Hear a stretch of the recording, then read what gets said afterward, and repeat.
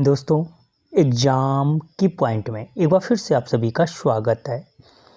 दोस्तों, Uttarakhand GK test श्रृंखला का ये हमारा 24वां क्लास है। इससे पहले मैं आपको 23 क्लासों में डीपली हर एक क्वेश्चन को टॉपिक क्लियर के हिसाब से चलाता आ रहा हूँ। तो देखते हैं आज का पहला क्वेश्चन।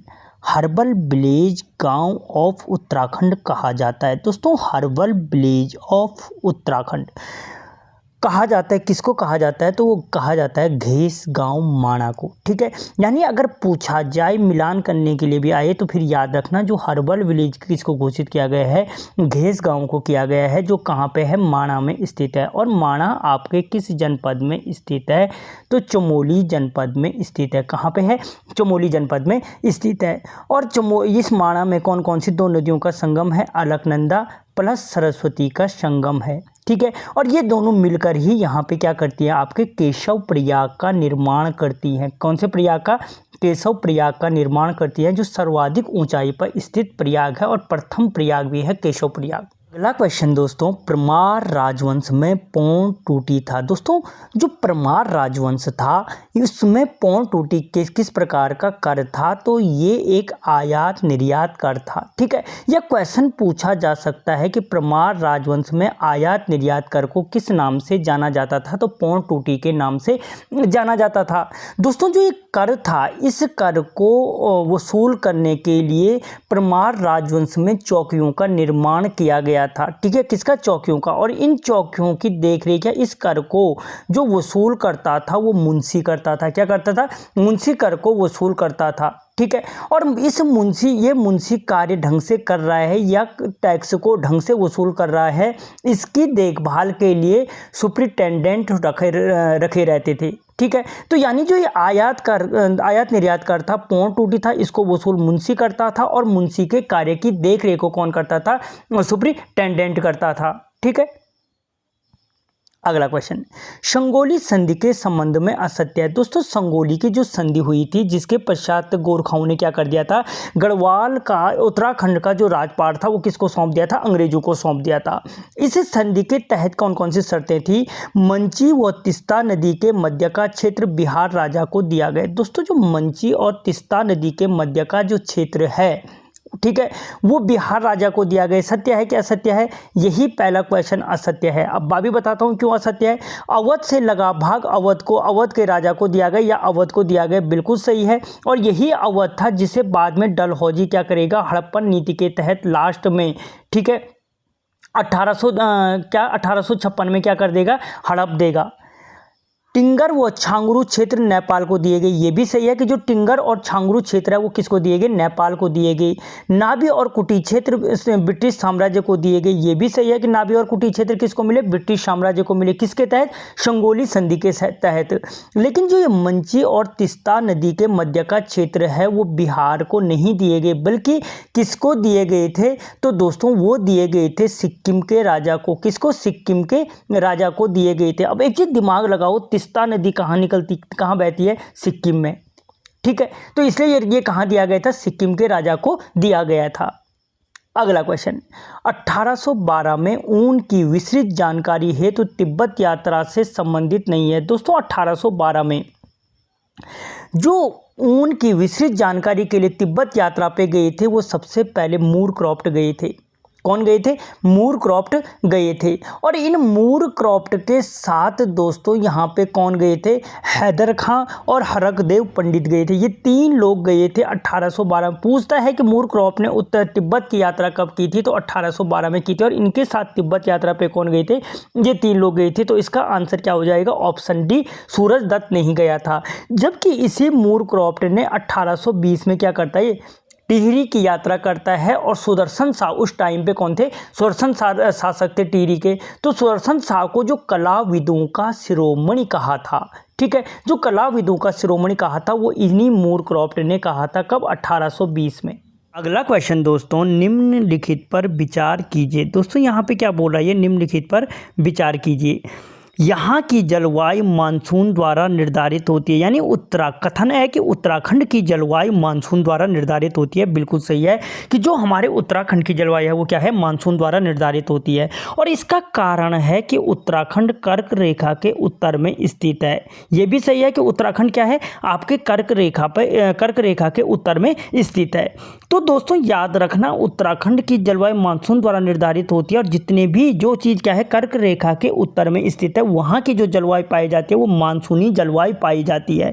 तो इसका मतलब क्या है, कथन ए और आर तो सत्य है। और ये आर क्या कर रहा है, ए की व्याख्या कर रहा है कि यहाँ की जो जलवायु है वो मानसून द्वारा निर्धारित होती है क्योंकि उत्तराखंड क्या है, कर्क रेखा के उत्तर में स्थित है। अगला क्वेश्चन, मोबाइल वेटरनरी यूनिट योजना MVU की शुरुआत किस वर्ष की गई। दोस्तों जो मोबाइल वेटनरी यूनिट योजना की शुरुआत है वो की गई दोस्तों आपके 2022 में। कब की गई, मोबाइल वेटनरी यूनिट योजना की शुरुआत 2022 में की गई। कब की गई, 2022 में। अब दोस्तों अगर डेट पूछे तो 16 नवंबर 2022 को इसकी शुरुआत की गई। ठीक है, किससे संबंधित है, वेटनरी बोल रहा है तो किससे है, पशुओं की स्वास्थ्य से संबंध है। पशुओं के किससे है, स्वास्थ्य से संबंधित है। और इसके लिए टोल फ्री नंबर जारी किया गया है, कौन सा, 1962। ठीक है, याद रखना जो भारत चाइना युद्ध है 1962 का, वो क्या है, इसका टोल फ्री नंबर रखा गया है। दोस्तों 2024-25 के लिए सरकार द्वारा MSP निर्धारित की गई। अब काय के लिए वो नहीं लिखा गया है, यहाँ पे गेहूं कर देना, गेहूं के लिए MSP कितना निर्धारित की गई है। तो दोस्तों जो 2024-25 के लिए सरकार द्वारा गेहूं के लिए जो MSP निर्धारित की गई है वो 2275 रुपये पर कुंटल की गई है। कितना, 2275 रुपये पर कुंटल की गई है। ठीक है, तो दोस्तों जो गेहूँ है राज्य की प्रमुख खाद्य फसल है।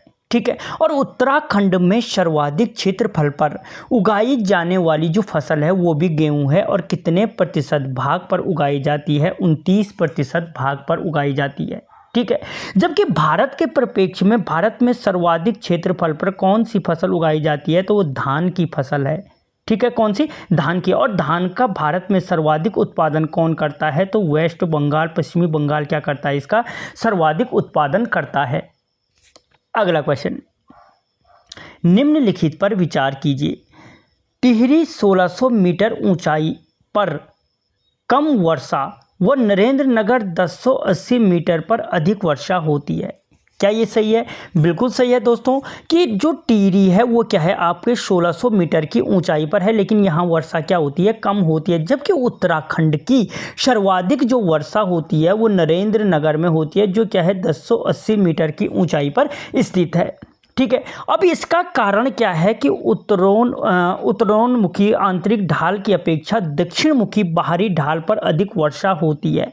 ठीक है, इसका कारण ये है कि कहने का मतलब है नरेंद्र नगर जो है वो नरेंद्र नगर क्या है, आपके दक्षिणमुखी बाहरी ढाल पर है। ठीक है, जबकि जो क्या है टिहरी है वो आपके उत्तरमुखी ढाल पर, आंतरिक ढाल पर स्थित है।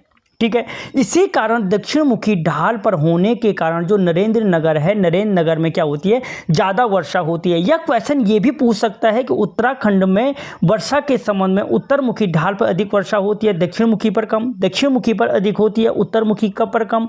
ये इस तरीके से क्वेश्चन पूछा जा सकता है। ठीक है, लेकिन आप यहाँ पे याद रखना कि दक्षिणमुखी बाहरी ढाल पर क्या होती है, अधिक वर्षा होती है। और इसी कारण नरेंद्र नगर में क्या होती है, टिहरी से अधिक वर्षा होती है। तो इसका क्या हो जाएगा, कथन ए और आर सत्य है और आर ए की सही व्याख्या करता है। ठीक है, अगला क्वेश्चन, निम्नलिखित में से असत्य है। उत्तराखंड गौवंश संरक्षण अधिनियम 2017 में बना। दोस्तों जो उत्तराखंड गौवंश संरक्षण अधिनियम बना वो कब बना, तो 2007 में उत्तराखंड गौवंश संरक्षण अधिनियम बना। राज्य में मान्यता प्राप्त गौसदन 64 हैं। ये भी सही है कि अगर पूछा जाए उत्तराखंड में कितने मान्यता प्राप्त गौसदन हैं, तो 64 हैं। विधानसभा ने सितंबर 2018 में गाय को राष्ट्रमाता का दर्जा दिया। ये भी सही है कि अगर पूछा जाए कि उत्तराखंड ने गाय को राष्ट्रमाता का दर्जा कब दिया, तो सितंबर 2018 में दिया। पंजीकृत संस्थाओं को पर गौवंश 90 रुपया प्रतिदिन दिया जाता है कि उनके जो चारा पानी है उसके लिए क्या दिया जाता है, 90 रुपया नहीं दिया जाता है दोस्तों, इसके लिए 80 रुपया पर डे दिया जाता है। ठीक है, पर पशु कितना दिया जाता है, 80 रुपया दिया जाता है। तो ऑप्शन डी क्या हो जाएगा, इसका आंसर हो जाएगा। असत्य क्या है, ऑप्शन डी है। अगला क्वेश्चन दोस्तों, निम्न कथनों पर विचार कीजिए। राज्य में रेड फॉक्स अभियान की शुरुआत की गई। कथन है कि राज्य में रेड फॉक्स की गई या नहीं की गई, बिल्कुल की गई। हमें पता है कि राज्य में रेड फॉक्स अभियान की शुरुआत की गई, और कारण बोल रहा है कि राज्य के किसान जंगली सूअरों के आतंक से परेशान है। अब जंगली सूअरों के आतंक से तो बिल्कुल सही बात है भाई, परेशान है। ठीक है, तो ये क्या बोलना क्या चाह रहा है कि राज्य ने रेड फॉक्स अभियान की शुरुआत की क्योंकि राज्य के किसान जंगली सूअरों के आतंक से परेशान है। तो इसका मतलब कथन ए और आर सत्य है, आर ए की सही व्याख्या कर रहा है। ठीक है, ये सिंपल एक लाइन में पूछ सकता है कि रेड फॉक्स किससे संबंधित है, तो जंगली सूअरों के आतंक से या जंगली सूअरों से संबंधित है। ठीक है, the Chipko movement A people history पुस्तक के लेखक हैं दोस्तों। The Chipko movement A people history पुस्तक के लेखक कौन है, तो वो हैं शेखर पाठक। कौन है, शेखर पाठक। और दोस्तों शेखर पाठक ही हैं जिन्होंने श्रीदेव सुमन की जो 84 दिन की हड़ताल थी उसे ऐतिहासिक अनशन की संज्ञा दी थी।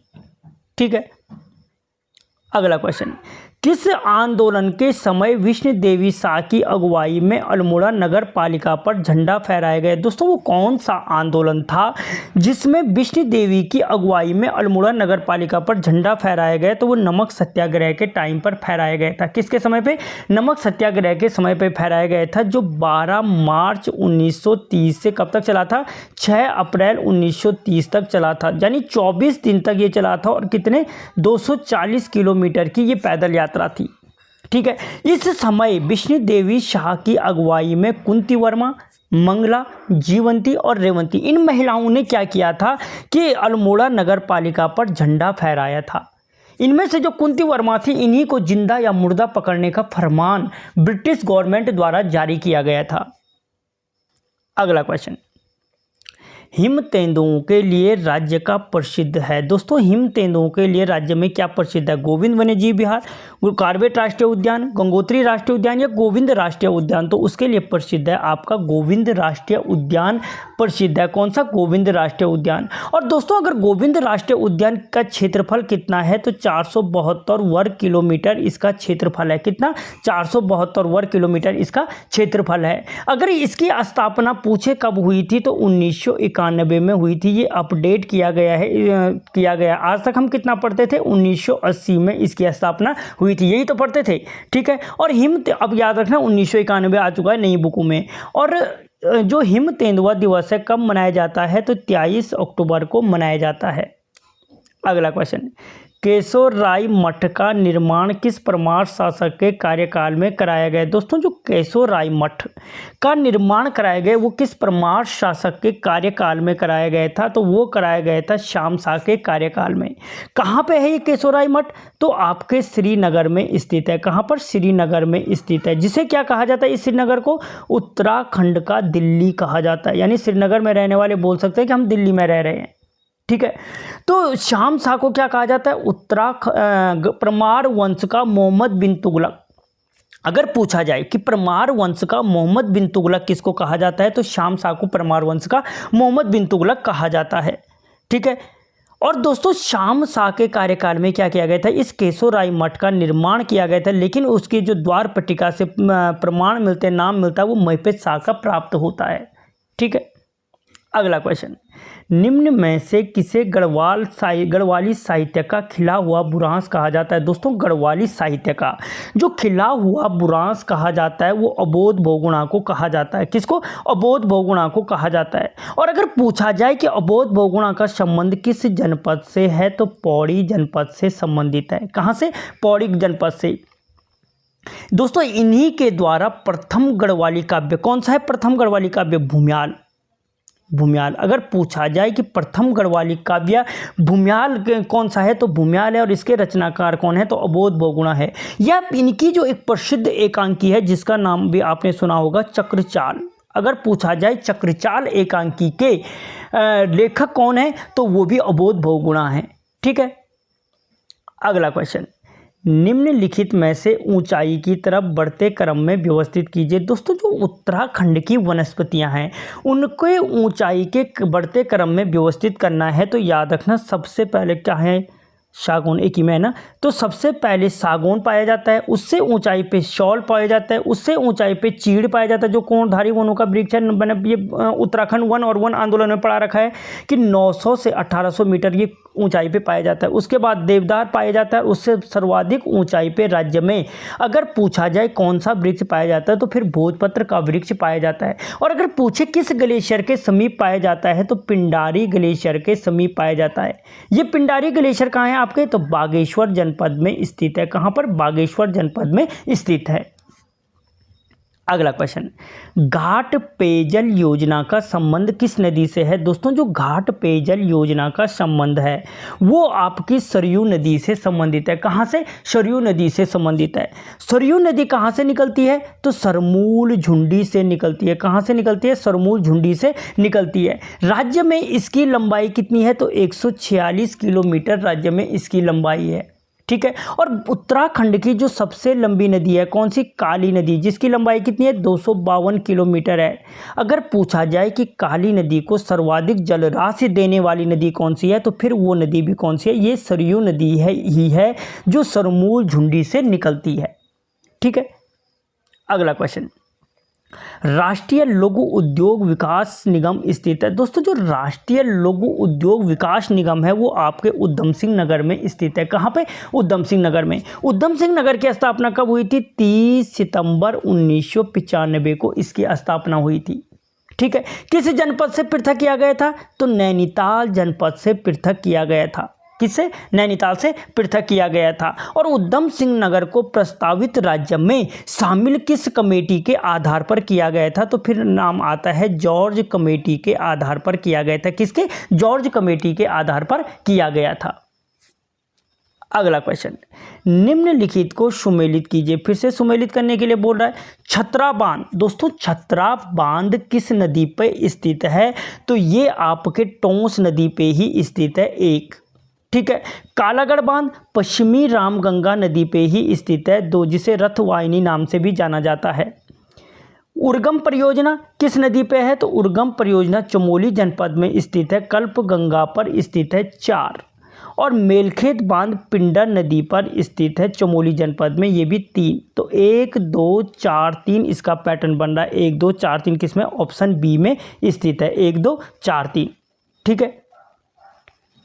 अगला क्वेश्चन,